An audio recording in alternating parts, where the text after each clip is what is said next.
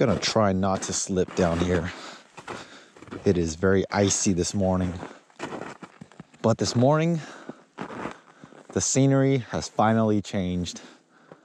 We are back at it on the water, or at the water. Hunting season is officially over for me, so this is my first fishing trip in like 3 to 4 months, I believe.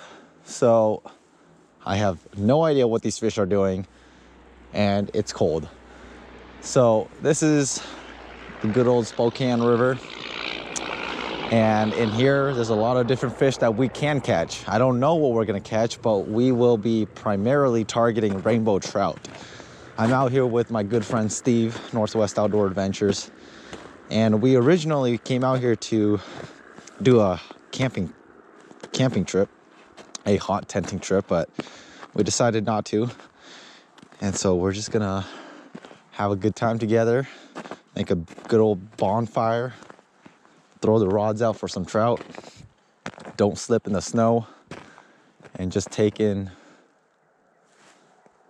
this right here. This is the first fishing trip for the winter, and I am so jacked. So we're gonna stay up high because there's the little fire pit right there. But what we will do is just cast and bring the rods up here. Just let the rods sit here while we wait for a fish to bite. And so this is the arsenal right here. I should probably wear my gloves. I thought I only brought 2 rods, but Steve informed me that I actually brought 3, so that's good because he only brought 1. And do you have the 2-pole endorsement, Steve? I do. Okay, perfect. So we have 4 rods. And here, where we are fishing today, you can use the 2-pole endorsement or 2 poles to fish if you have the 2-pole endorsement, which we both do. So we both can use up to 2 rods each if we want to, which we have 4 rods, so that's perfect. This is a bottom rig, right? All of mine right now are bottom rigs. Rumor has it there's some walleye in here too. There are walleye. I've caught walleye here before too. Oh, did you? So, well, actually, I lied. I'm a liar, guys. One of them is a Ned rig, but I can easily swap that out. My other 2 rods right here are just bottom fishing rigs, and same with Steve's. And we're trout fishing, and I really don't want to put a lot of effort into finding new techniques and strategies. So this is what we're using. This is lazy fishing. I'm more focused on the fire right now than fishing, but once that gets going. Oh, just wait till we hear the bells going off. Right. And you'll be like, oh, I'm excited for fishing. I am hungry. So. Yeah, we are hungry, and we did bring a bunch of food. Just brought some yakisoba noodles and Idahoan mashed potatoes. The truth is, this bag right here, I did not prep this for this fishing trip. This was what I brought down to my Oregon elk hunt, and I never got to eat any of it. And so since it was already in the truck, I just pulled out the bag, and so we have some food to eat. But back to fishing. I'm not out here to try new strategies, techniques. I'm just out here to have a good time, relax. So we're just going to throw out power bait, which I will get this rigged up shortly, and I'll show you what the rig is if you're new here. Got my backpack, got my extra camera. I have my drone. Yeah, there's turkeys right across. I just heard yelping. Yeah, standing right on that cliff. You see them? Oh yeah. Yeah, there's a turkey right up there. And there's one over here too. You see him? Oh yeah. One thing that is smart to do is when you know you're going fishing, rig your rods up at home so that when you get here, you don't have to do it in the cold. Don't be like me where I'm just dropping everything and I'm waiting till the last second to rig up my rods. So I'm starting out with a very simple rig. This is my go-to rig when it comes to power bait trout fishing. Right here is my main line. I'm running 8-pound mono as my main line today.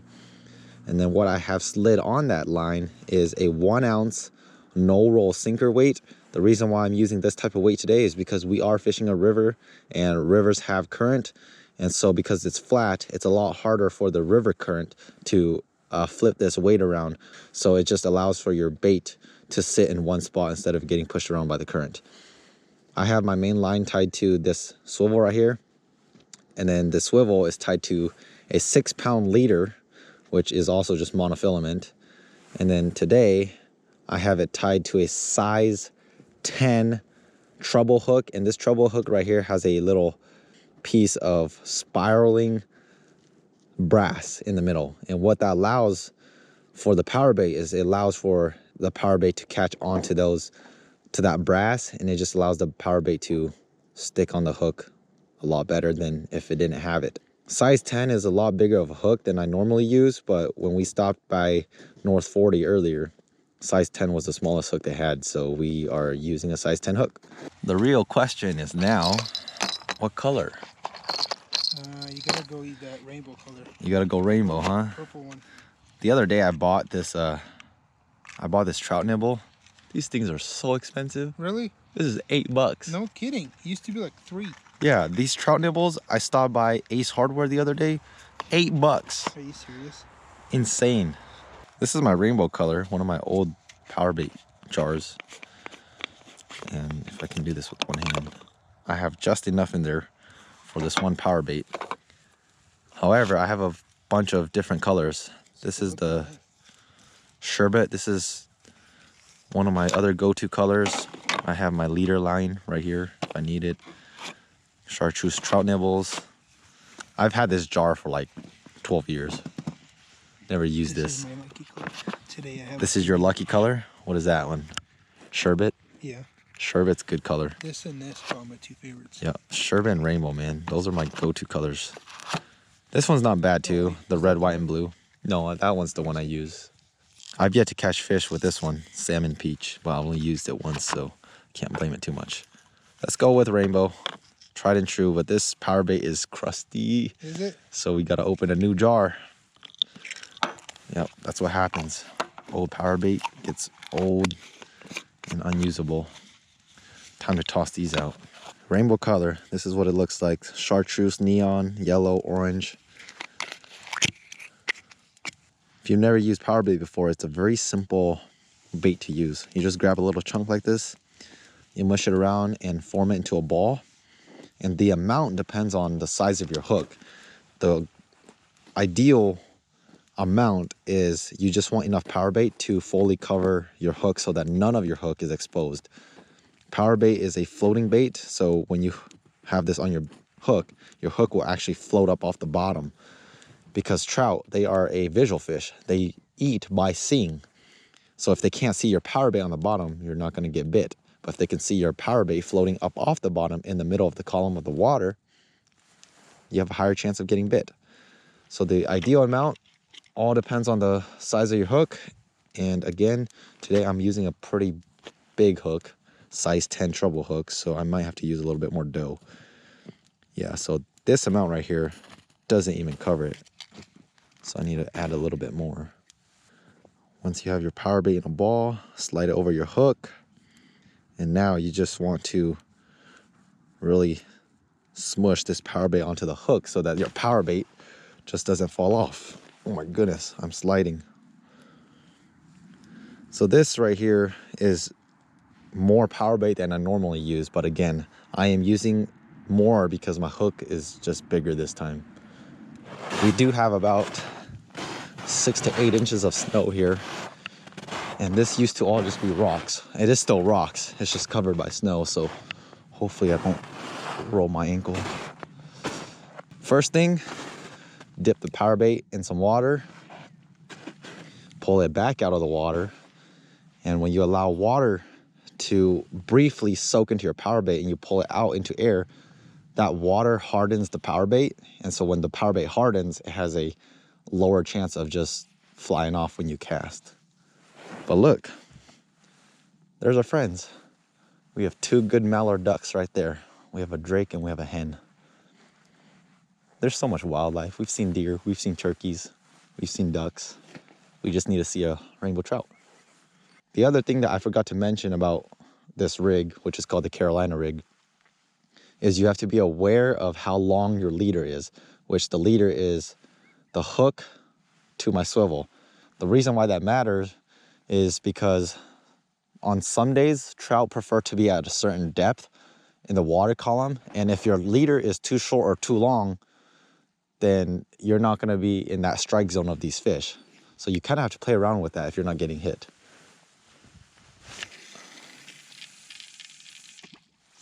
Let's cast over there. And I'm gonna let my spool go and bring my rod back up to where we are sitting. I have rod holders. Yeah.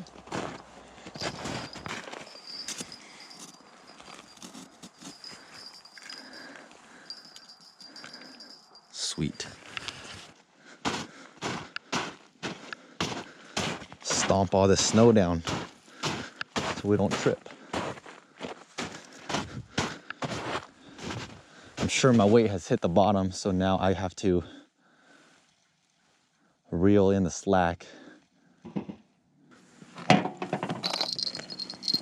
Grab a bell. Clip this right here. That way if you get hit, there's our signal. Steve's rod is good. I'm good here too. We'll take our time and rig up our second rods. But for now, we'll just leave this be. What you got there, Steve? I bought a new spotter this Yeah, year. you did. So this is the first field test. It's a Vortex HD, 85 mil. Looks And clean. this is its first time in the wild, so to say. What are you looking at? I'm trying to find those turkeys we saw earlier. Oh, that is true. Mostly There was one over there. Mostly just testing.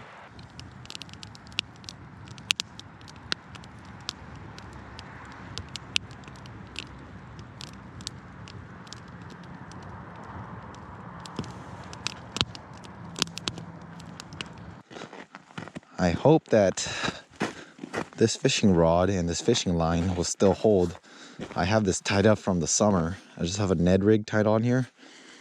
And I hope that by sitting stale in the garage, my line did not deteriorate or anything like that. It's only been like 3 months, so it shouldn't be too bad.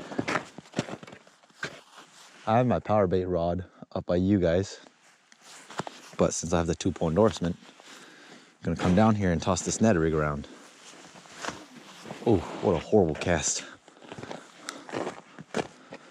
See if bouncing off the bottom can attract some trout or maybe even some walleye.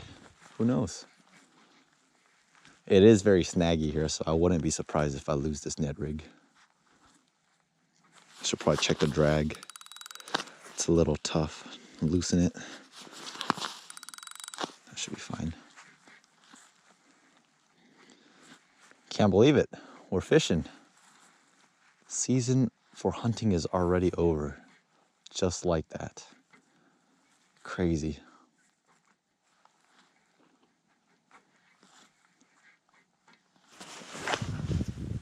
Oh.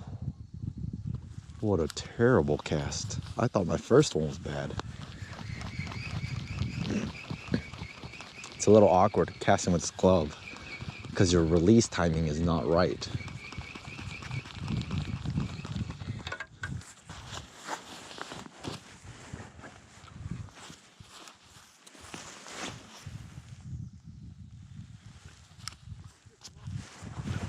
Uh-oh. That's yours? Yeah. Yep, that's a fish. I heard that.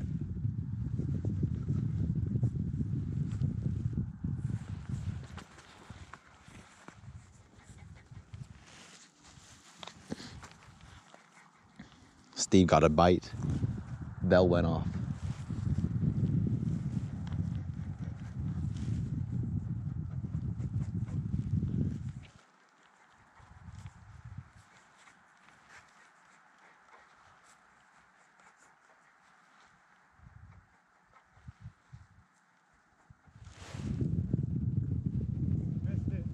Did you get another hit? Dang. Hey, at least we know they're here. Oh yeah. Take note on that. One hit on the sherbet color. Said the hook, but nothing. Hey, they're biting. They're biting. That's all that matters. One hit on the sherbet color, none on the rainbow. Take mental note.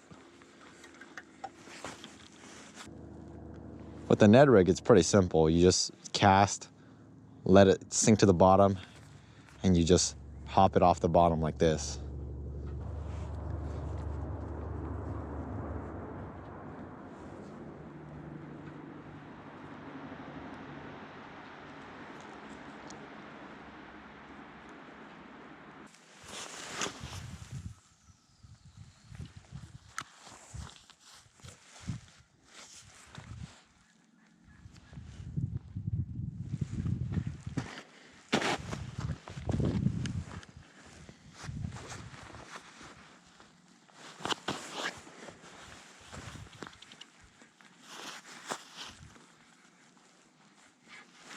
Oh, that was a fish.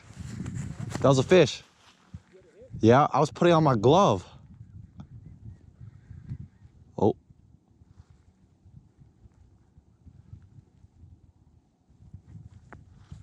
Darn it. What are the timing? Oh, that's a hit. Yep.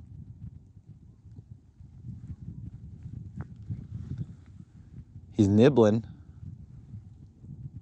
I don't know if he's just small and can't eat the Ned rig or what. He's toying with it though.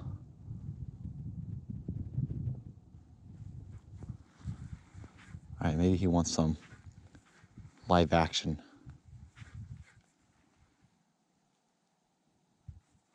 It's been so long, I almost don't know how to react to a fish bite.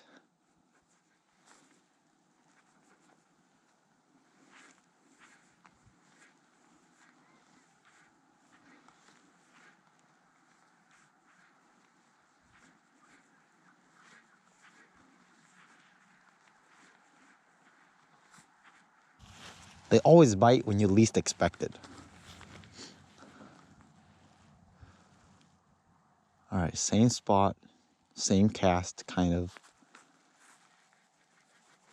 See if it wants to come back. That has to be a trout.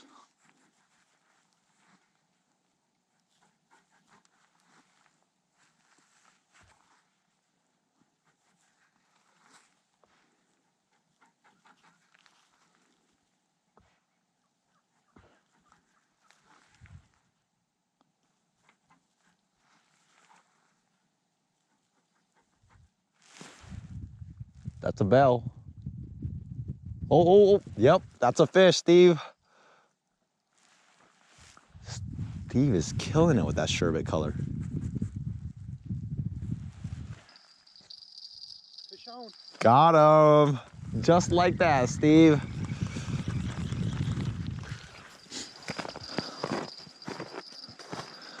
$2-0 on the sherbet.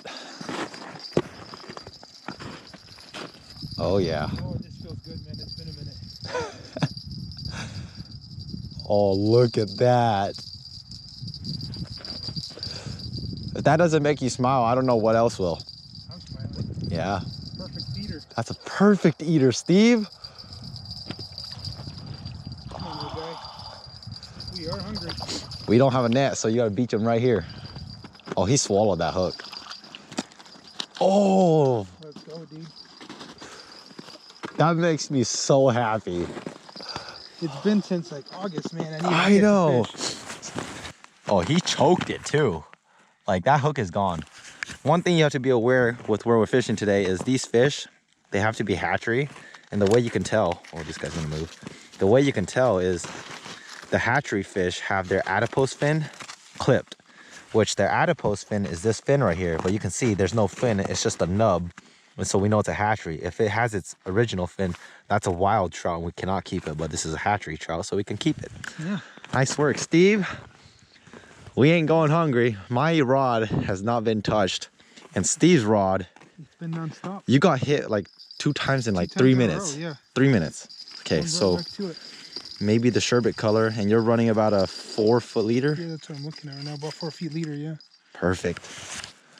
You gotta always take note of what's working or what's not working, because sometimes the fish are just picky and they want one color or they want a certain leader length. They can just be very picky, so you just have to be aware of that. I mean, Steve got 2 hits within a span of maybe 3 minutes, and he's using about a 4-foot leader and that sherbet color. My rod up there is about a 3-foot leader using the rainbow color, and it's quiet. But I did get hit with a Ned rig, so we'll see. That's exciting. That's the first fish I've seen in like 4 months.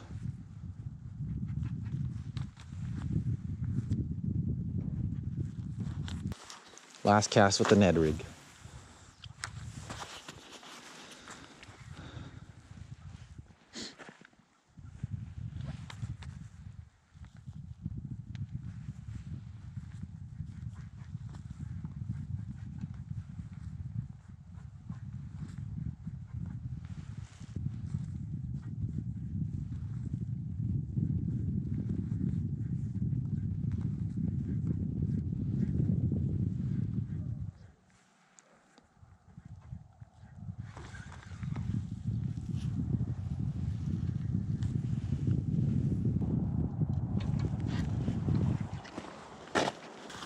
I might be overcasting. I'm casting close. Yeah, you are. But that's one thing I've noticed about these trout is when it's winter like this, they roam the shoreline. They're not out too far. I feel like it's just the easiest route to swim, you know? There's no current. So when they cruise, it's just no resistance. I mean, I don't know if that's true. That's just what I think. But then I think it's warmer. That is true. The water temperature. That might be the more accurate answer. I don't know. You guys can tell us. Why do the fish, specifically trout, roam like so close to the shoreline during the winter? So Steve said 4-foot leader. So we shall do about that much.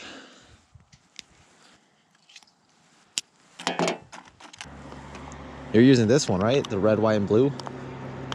Yes, second one from this top. This one? Corner. Yeah. Okay, so red, white, and blue, not sherbet.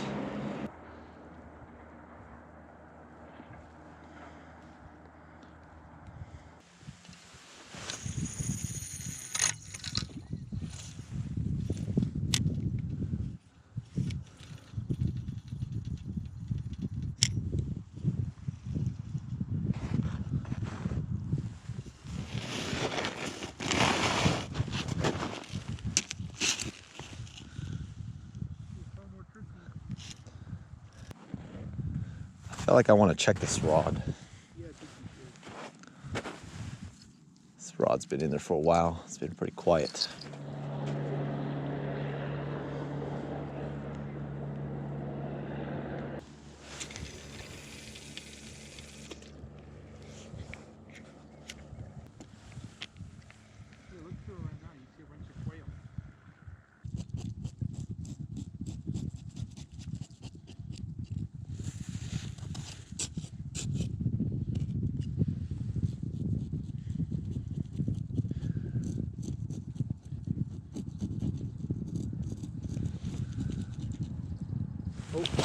Oh. That's what I get for coming down there.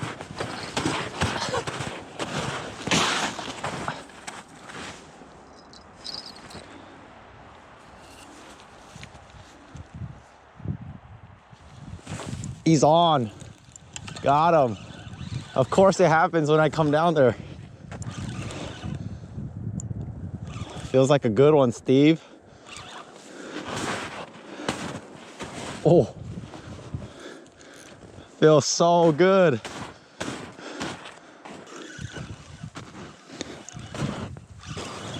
It's been so long since I've done this.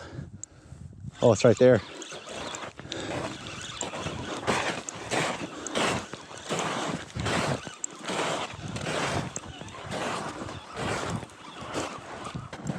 Ooh, this feels good.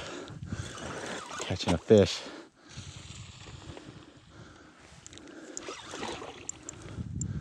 Jeez, should I loosen my drag?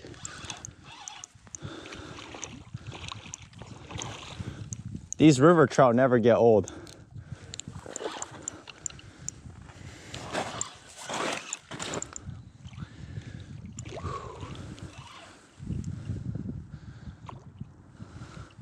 Jeez, this guy's got a lot of fight in him. Oh my goodness. This thing's a tank.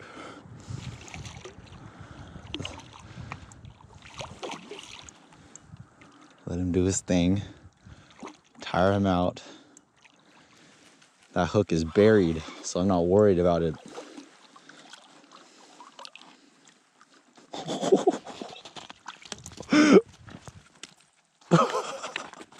It's a wild because it has its adipose fin, so we have to release it, but that's okay. Yeah, give me the pliers. I actually see the hook right there, so we can get it. So I'm gonna put him back in the water because I don't want to handle him too much.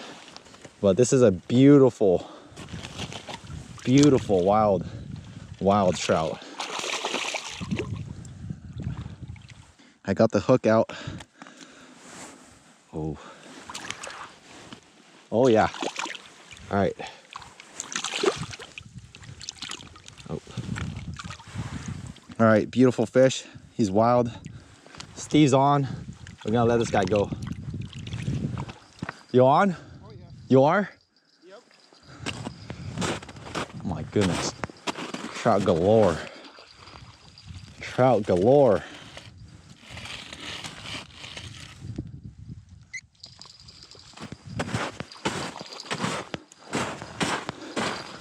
Oh. Make sure he's not a wild before I pull him out. Oh, that's hatchery. No, that's a hatchery. That's, you know, fin. Wow. Good work. My hands are frozen. Dude, same. Oh Sorry, man. yours wasn't. No, I'm good, man. We got plenty of fish to eat. That's Steve's keeper, number 2 for the day. Yeah, that guy's bleeding. Luckily, mine wasn't bleeding, so he should be all right.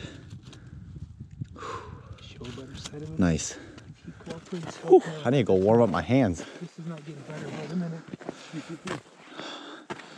Actually, first thing, I'm gonna do that first. My hands are gone, bro. Whew.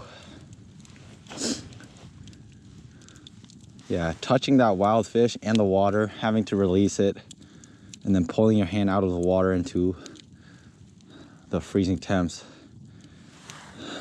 takes a toll on your hands. Whew, I can't feel it. And I only took my hands out of the water for like, I don't know, like not even a minute. My hands are frozen. It just goes to show you how dangerous it can be out here if you just slip in the water and you're in a remote area where you can't help yourself. Hypothermia will set in quick and like you're done. One thing I want to remind you, be safe. It's easy to get carried away thinking that, dangerous things, life-threatening things won't ever happen to you when you're out here, but no one is immune to it. Just be safe when you're out here.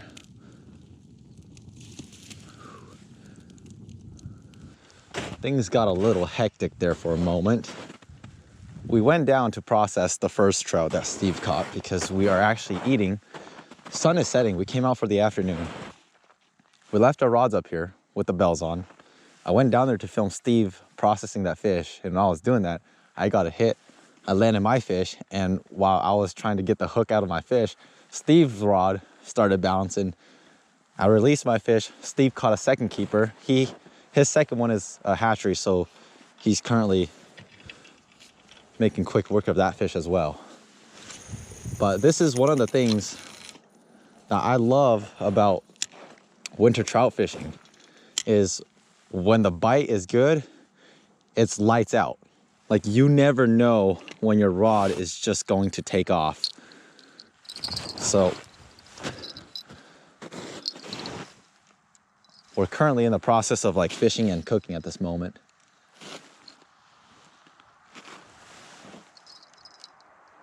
But I think we're off to a pretty good start considering we came out here pretty late. Started fishing like at 1 o'clock. And right now is 2:02. The first hour of fishing, and this is what's been going on. 2 keepers, 1 beautiful wild trout that we released. I'm gonna swap this Ned rig out for a curly tail grub. I've never fished for trout with a curly tail grub, but I wanted to try. I was planning to just stick to power bait, but we've already got what we need, so we will do one power bait rod, and now we will experiment with a new bait for me. I'm sure people out there have caught trout with curly tail grubs, I'm sure of it, but I have not personally. So what I'm gonna do is I have a 1/8 ounce jig head here. I will tie onto my line, and then after that I will grab one of the curly tail grubs and put it onto my hook.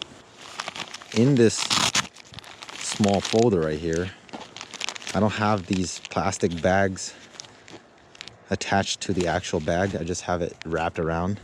But these are a bunch of Kalen's 3-inch grubs. Since I have a white jig head, I'm gonna use the white color. I have a bunch of other ones too, you know, just all sorts of different colors of grubs.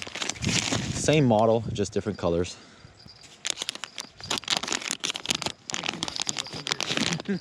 Yeah, it's gnarly. What I will do here is I want my tail facing down. You can do it up like this, but one thing I've noticed is when you have your tail facing up like this, it will actually like catch onto the hook. So when you have it face down like this, it has a much harder time to actually get snagged on the hook. And to me, it doesn't really matter, because when it's spinning in the water, this tail is not curled one way or the other. It's just spinning straight away. So regardless of what angle or position I have this curly tail, it's still doing its job. Let's try to line this up as good as I can. I'm not the best at this. That's more or less the lure right there. Just a 1/8 ounce white jig head with a white curly tail grub. We shall go give this a shot.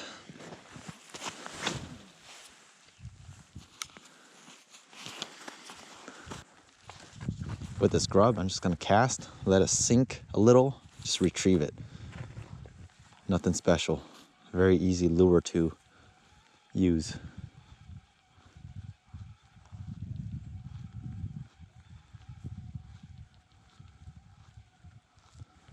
Oh, that thing's beautiful in the water. The water's so clear, I can see it. Ooh.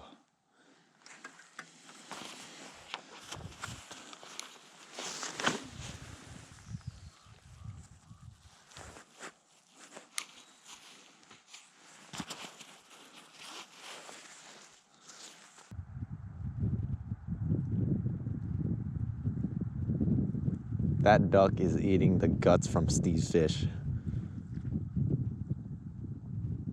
That duck is a savage. I thought mallards were vegans. I guess even they have a appetite for meat. Steve, look at that duck going off on the fish guts. Oh yeah.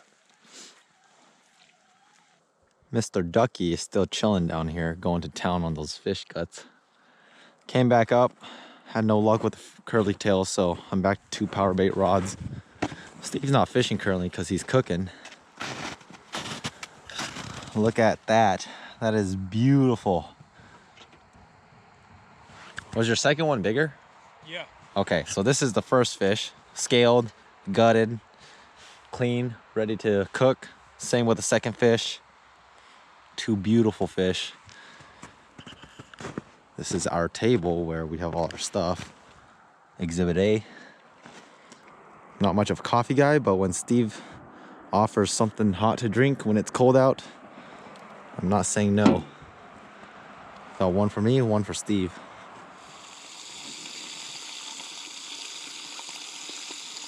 We'll let that side cook real good, then I'll flip them. Oh yeah.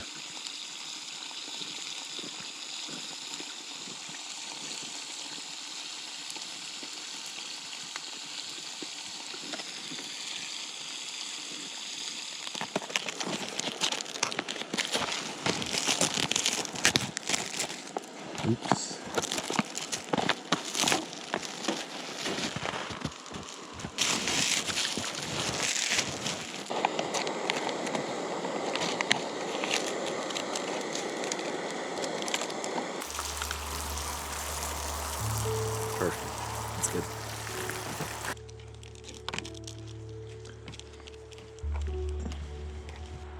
We didn't plan much, so we just wanted something warm to eat for lunch. Just got some yakisoba noodles and the 2 fresh trout that Steve just caught. Heck yeah. Over olive oil. Oh, look how flaky that is. Oh yeah, they're cooked perfect. Perfect. Give us a taste. Let's see. When was the last time you ate fresh trout? Like July. Right now it's December. Yeah, half a year. That's what I needed. And this bottom side's gonna be the best. The skin's gonna be the best. This stuff right here. Oh, look Right at there that. is where it's at. Give a shot of You that. gotta get a piece of this for me. I know there's a bone right here. So that's the fin. So we have the skin and just cooked trout. Good as I remember.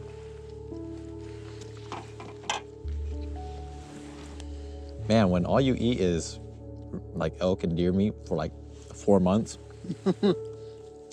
fish is such a good change of The pace. struggle. So good. Yakisoba noodles.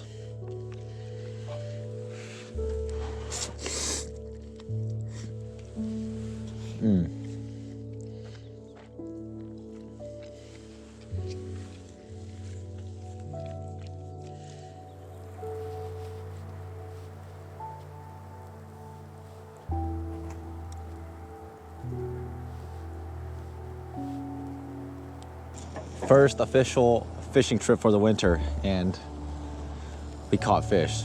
No complaints. Just going to clean up what we don't need. Then from there, whenever it's time to go, we go.